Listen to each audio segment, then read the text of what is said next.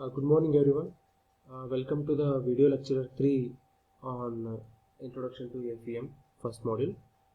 So in the previous video we have discussed regarding the type of the elements, okay, and how it is important in deciding the solution of the given problem via FEM.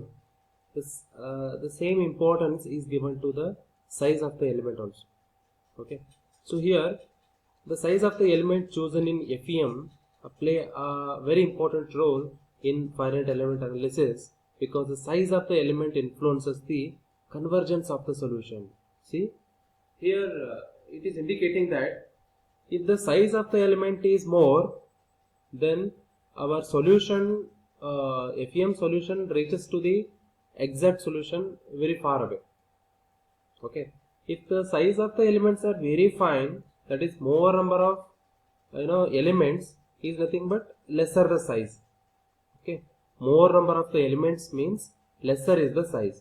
If the size of the element is less, then you will get more number of elements, and if you get the more number of elements, then we will approach the exact answer very accurately. Okay, simple, in the simple word, what I can say is, if the size of the element is more, okay, size of the element is more, then we will not get the exact solution.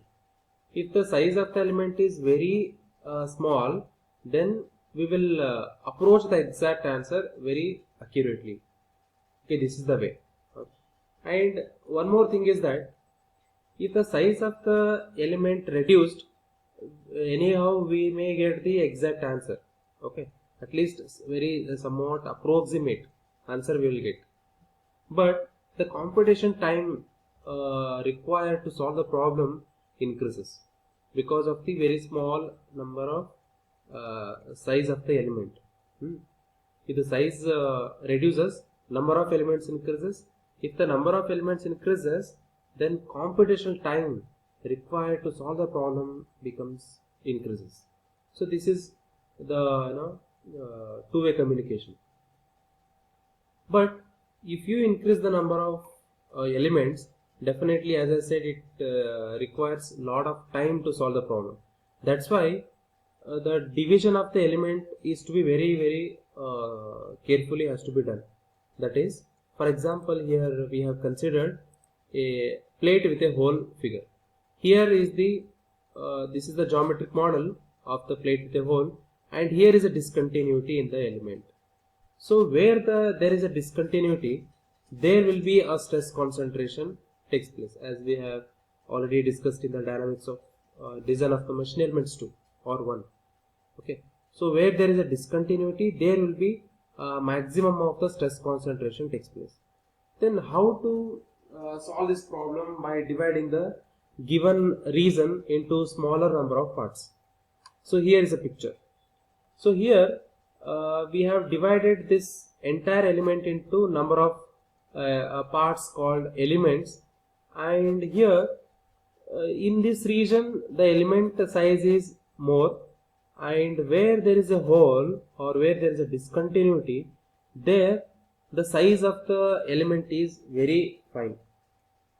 Here the reason is that, see, where under the application of this force, the stress concentration will be more here, right? Not here. So here there is not of a much stress concentration. Hence, it is not required to divide the element very fine here. Even because we know that if the element size is reduced, number of elements becomes more. If the number of elements are more, then we require a lot of time to calculate the solution. That is why where there is not necessary to divide the elements, or where there is not much of a stress concentration induced, there we can divide the element into large number of parts.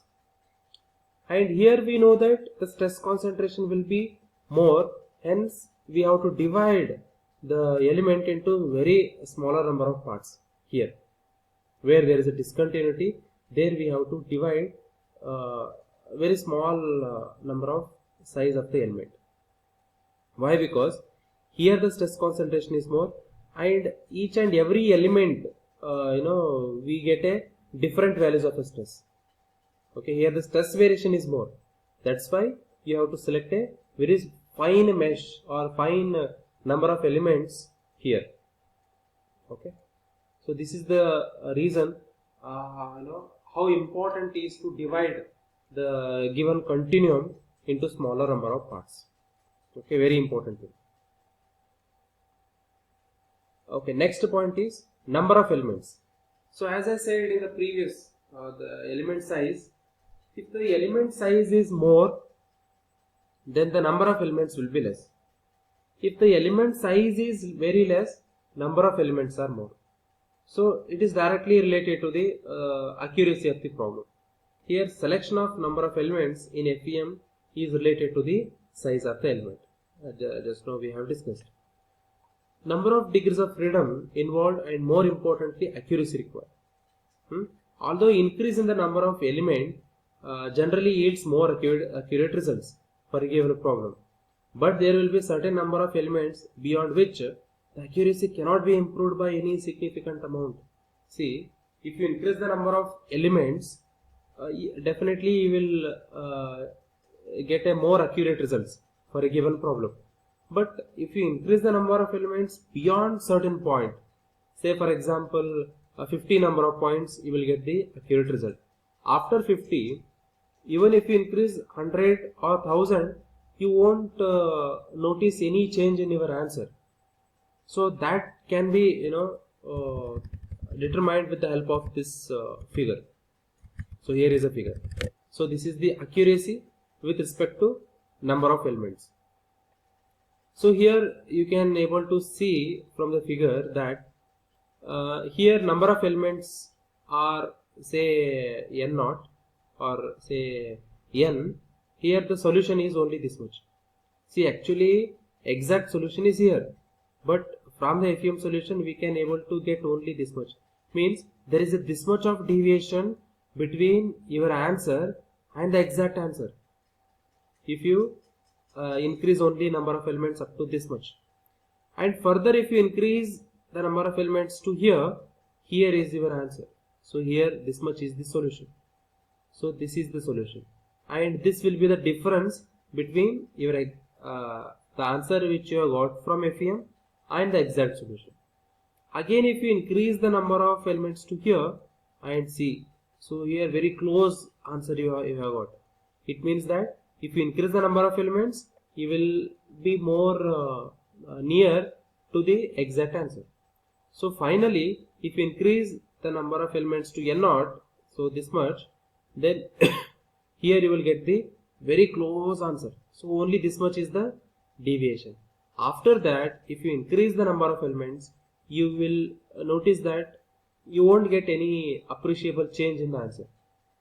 So this is what we know as the standard number of elements. Okay, there is no significant improvement beyond this number. Say this will be the number of elements. So this is the accurate number of elements with which we will get the accurate answer via FEM. So this is the effect of variation of the number of elements. Okay, if the number of elements are more, then our answer will be very close to the exact answer. Okay. Then one more important parameter in deciding the solution of the given problem, that is location of the nodes. Where to locate the nodes? So till now we are discussing about the nodes and elements. Okay, so elements and nodes are very, very, very important part of the solution of the FEM. Okay, so node is a point where the properties are defined and determined for an element. Therefore, location of the node is very, very important. Okay, so listen here very carefully that here the point load on the beam. So this is a beam where some point loads are given. So where there is a loads are present, okay, there you have to consider a node. And where there is a fixed end, there also you need to consider the node. Okay, if the body has no discontinuity, then the body can be divided into equal number of elements, and hence the spacing of the nodes can be uniform. On the other hand, if the body has a discontinuity, such a discontinuity in loading, discontinuity in geometry, or discontinuity in material property, then the nodes have to be introduced or placed at those discontinuity as shown in the figure. So here the loads are given. Definitely under the application of this load, this geometry may changes after the application of the load, and hence we need to determine what is the displacement at this particular point. So that is why we need to consider the nodes here, not load, it is a node. Okay, it is a point where the property is to be determined. Then here in the second figure we have a discontinuity in loading. So up to a certain point we have a P0 Newton per meter, that is uniformly distributed load, and after certain point again the load is changing. It means there is a discontinuity in loading. Where there is a discontinuity, there also you need to consider the node, because under the application of this force, this beam behaves differently than this beam, this section of the beam, and hence we needed to find what actually change is occurring here. That's why we need to locate the node. Next, change in the geometry. So this is the discontinuity in the geometry, because here we have a stepped figure. Okay, up to this much area, it's this much energy is different, or its capacity is different, and as the area is reduced, this capacity is different under the application of the loads. That's why where there is a change in the geometry takes place, there we need to locate the node in order to understand what is the displacement or what is the behavior of this body under the application of the force. Hence we need to locate the nodes where there is a change in the geometry. And now last point is discontinuity in material property. So here up to this area it is made up of a copper, and this much area is made up of a aluminum. Definitely in between these two regions, definitely there is a change in the behavior of the material because of the different Young's modulus. Copper has a different Young's modulus and aluminum has a different Young's modulus. Definitely their capacities are different. So here also you need to consider the nodes where there is a discontinuity in the material property. Okay, so this is about the location of the nodes. So these are the very important things we need to consider when we are solving the problems. So in my next video I will solve some of the problems on the 1D elements.